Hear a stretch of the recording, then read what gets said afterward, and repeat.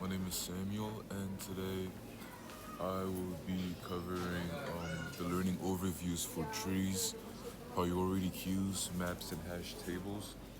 This week, we focus on those three core topics, and all three topics are fundamental to building efficient and smart algorithms. So, general and binary trees. I I used to think of trees as just file folders. Now I see them as smart hierarchies. General trees let nodes have multiple children, essentially. So binary trees narrow that to just two. And binary search trees add that left is less, right is more logic. Making searches and inserts lightning fast, kind of like how a game decision tree works. So for general trees, nodes can have multiple children, flexible hierarchy. For binary trees, they have a maximum of two children per node, left and right. For binary search trees, it enables fast search, insertion, and deletion. And an example of a general tree is a family tree. An example of a binary tree is a game decision tree. All right. So for tree representation, I learned that there are two main ways to represent trees: linked nodes or arrays. The linked way gives you flexibility. The array-based one is super efficient for dense, complete trees. Depending on the situation, you'll want one over the other, essentially. So, to reiterate, linked representation, each node has references to children and optionally a parent. An array-based representation uses complete binary trees with the formula 2i plus 1 and 2i plus 2. Trade-off are linked gives flexibility and arrays saves space in dense trees. For tree traversals and applications, traversal was a huge moment of clarity for me. Pre-order and order and post-order, they all sound abstract, but now I see how they're used. An order gives sorted output for binary search trees. Post-order helps evaluate math expressions, and it's the kind of thing you'd use to navigate a file system or a code, game, AI. So pre-order visits root before the children. In order, left, root, right. Perfect for binary search trees. Post-order visits the children before it visits the root, and it's used a lot in expression trees. And like I mentioned, the applications, file system, navigation, expression evaluation, game AI. All right, so now let's talk about expression trees and Euler tors. So expression trees model and evaluate arithmetic expressions. For instance, 3 plus bracket 2 times 5 um, is essentially what an expression tree would evaluate. Um, so these were eye-opening. You can literally break down something like that into a tree and evaluate it. Um, Euler's Tor, however, uses a lot of recursive traversal, which captures the full structure, and they include pre-order and post-order. Um, so it's a bit more advanced, and it did help me see the full shape of a tree in action, touching each node recursively. Priority queues overview. This chapter really was eye opening for me. It's not just fancy queues, they're smarter. So, in an ER, for instance, the most critical patient gets treated first. So, the patient with the most dangerous condition or the most life threatening condition is the one that's treated first. So, it's more of the most important before anybody else. So that's how priority queues work as well. You use key value pairs to make sure that the most important task does come first.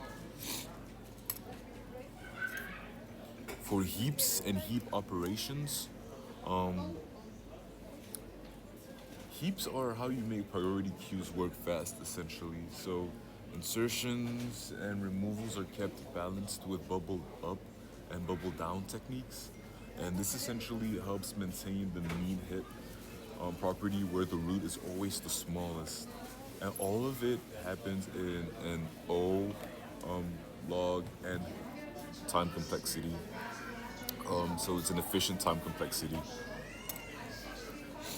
All right. So for bottom up heap construction and heap sort, so before this specific topic, I thought building a heap was slow. But bottom up construction showed me how to do it in an O of n time complexity, which is a constant time complexity.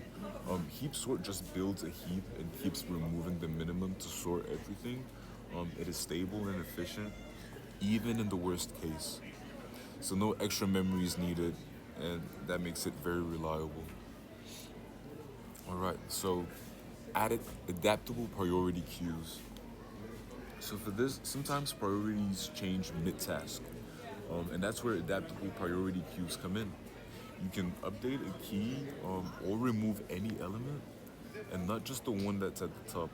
So the way that I like to look at this is like rescheduling tasks in a productivity app, or maybe moving auction bids. So you're kind of like changing things as you go, even though they were already set to be in a set order. You still, through adaptable priority queues, are able to change things as you are going. So it allows key updates and arbitrary element removal as well, which is very useful in to-do lists, event simulations, or auctions, like I mentioned. All right. So for maps and hash tables, maps are key value stores, like Python dictionaries. They're simple to use, but under the hood, there's a lot that's going on actually. So for hash functions, they turn keys into array indices. If two keys land in the same spot, you get a collision, right? And that's where strategies like chaining or open addressing comes in. So the map stored the data as key value pairs, which gives it a fast lookups by key. And hash table uses hash functions to map keys to indices, like I mentioned. So yeah, those collision strategies such as chaining and open addressing are used a lot within this topic. All right, so now let's talk about hash table performance in itself and resizing. So for hash table performance, if the table gets too full, things start to slow down. And so that's why we keep the load factor under 0.75 matters. Rehashing, which is resizing and reassigning keys to new indices, and redistributing is the fix. But it comes at a cost, obviously. So bigger tables will equate to a faster lookup, but more memory is used for that. So that's the trade-off, basically. All right. For sorted maps and skip lists, sorted maps use balanced trees to keep everything in order. Skip lists were a fun surprise for me, particularly. They're like layered highways. So the way I like to look at this is where express lanes let you kind of skip ahead. What they do is they do it the same way, just in a different and more randomized fashion. So, linked list with layers of shortcuts for faster search, and it does have a time complexity of O log n, so it's decent performance. All right, so for sets, multi-sets, and multi-maps, this part really showed me how maps adapt, essentially, to summarize. So sets do hold unique keys, multi-sets allow duplicates, and multi-maps let one key connect to multiple values.